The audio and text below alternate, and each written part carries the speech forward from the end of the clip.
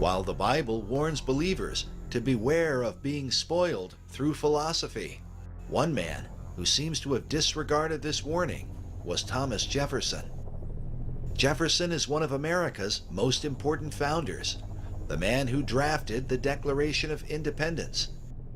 He is often featured prominently by those who argue that America was founded on Christian principles.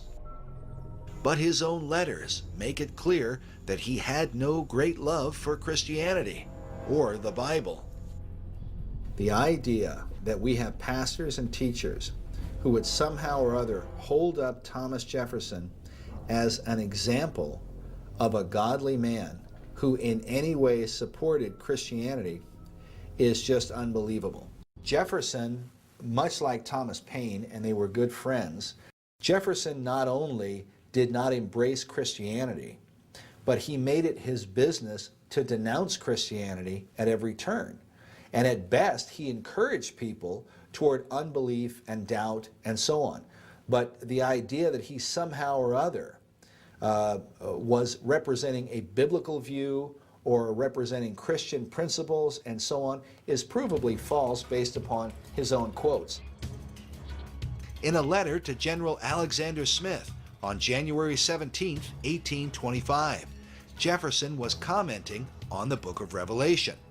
He said, "It is between 50 and 60 years since I read it, and I then considered it as merely the ravings of a maniac, no more worthy nor capable of explanation than the incoherences of our own nightly dreams." Through the rest of his letter, Jefferson makes it clear that he had not repented of this view. You have people who try to defend the idea of America as a Christian nation, and here they hold up Thomas Jefferson somehow as an example of a founding father who had a faith that any of us who are Christians should imitate or embrace.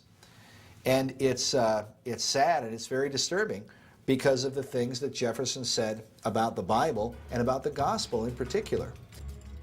Some have tried to whitewash Jefferson because supposedly he thought Jesus was a fine teacher of morality. But here is what he actually said. The greatest of all the reformers of the depraved religion of his own country was Jesus of Nazareth. Abstracting what is really his from the rubbish in which it is buried is easily distinguished by its luster from the dross of his biographers, and as separable as the diamond from the dunghill. And what he's talking about is the process that he went through as he was putting together his so-called Jefferson Bible.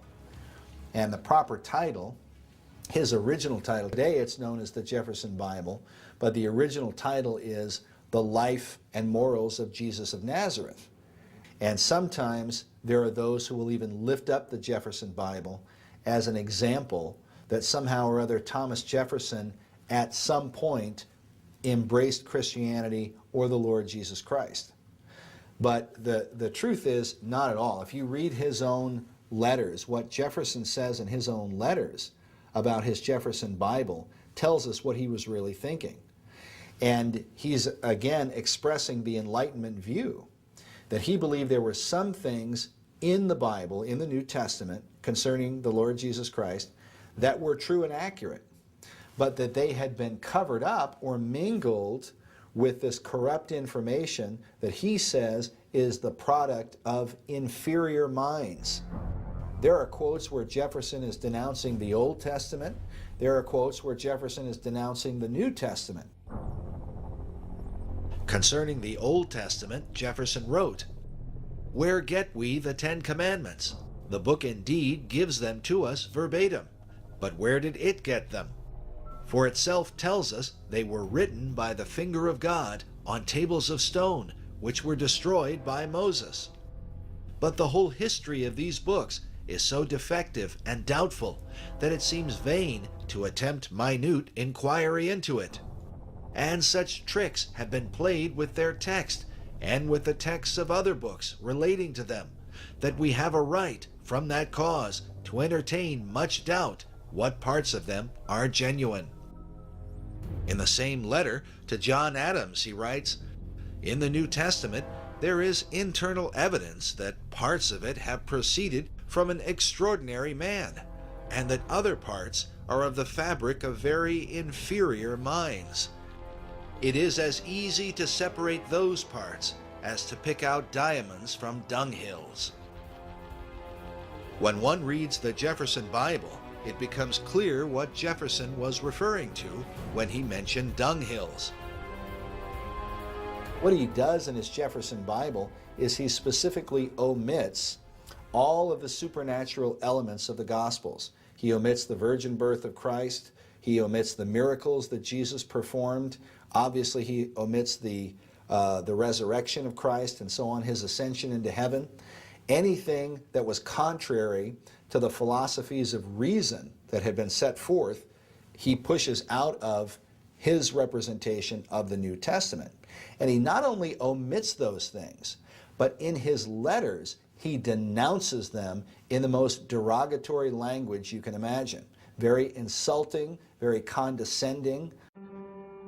Concerning Jesus himself, Jefferson wrote, "Among the sayings and discourses imputed to him, I find many passages of fine imagination, correct morality, and of the most lovely benevolence, and others, again, of so much ignorance, so much absurdity, so much untruth, charlatanism, and imposture.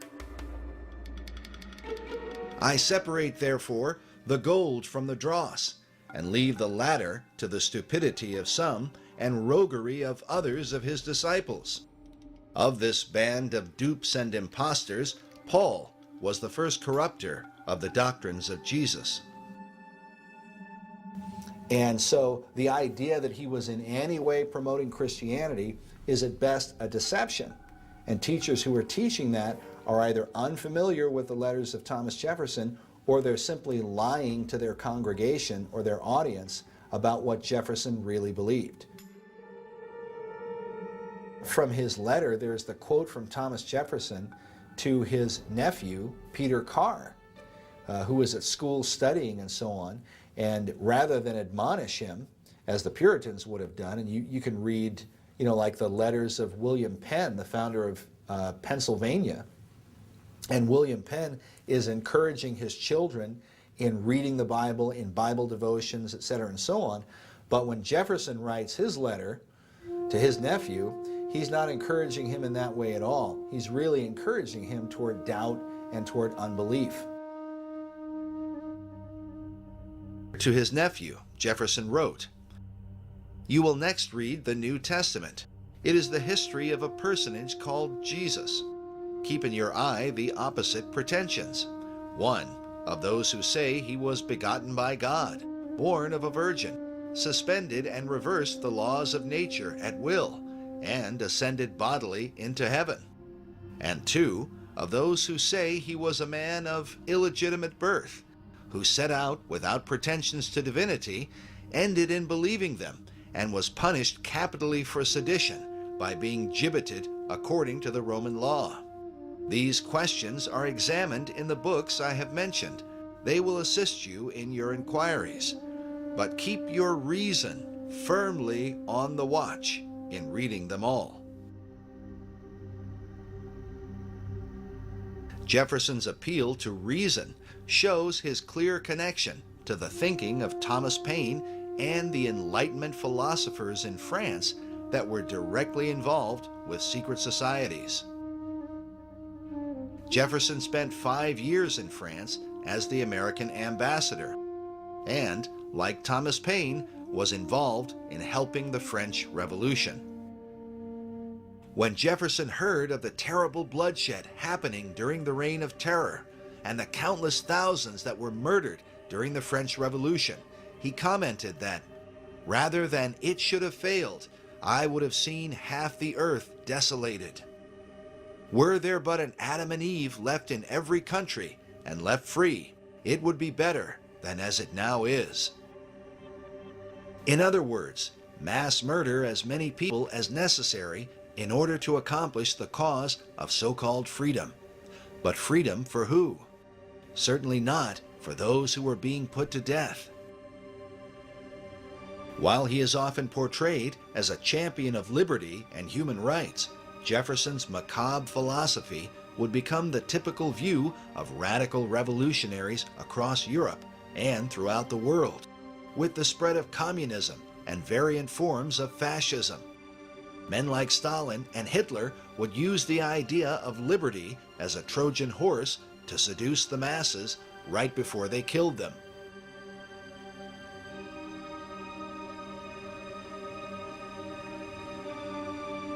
At one point, Hitler boasted that this revolution of ours is the exact counterpart of the French Revolution.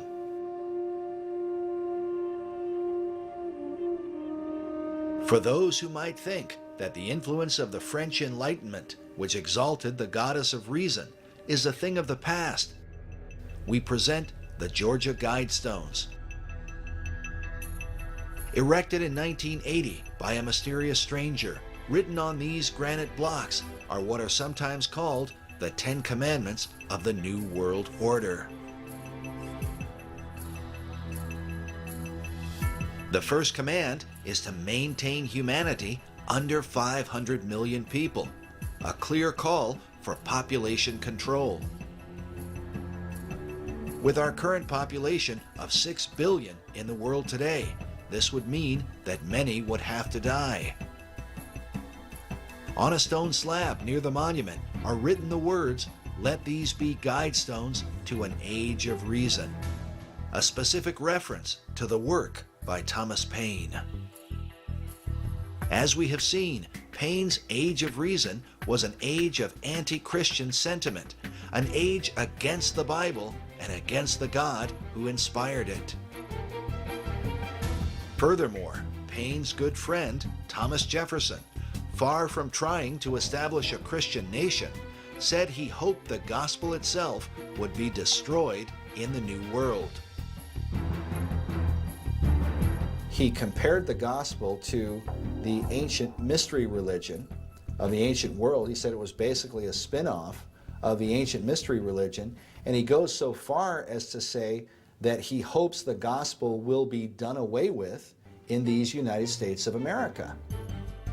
In a letter to John Adams, Jefferson wrote, "And the day will come when the mystical generation of Jesus, by the Supreme Being as his father in the womb of a virgin, will be classed with the fable of the generation of Minerva in the brain of Jupiter. But we may hope that the dawn of reason and freedom of thought in these United States will do away with all this artificial scaffolding and restore to us the primitive and genuine doctrines." How anybody could think that Jefferson wanted to set forth a Christian nation when he's hoping for the destruction of the gospel is beyond belief.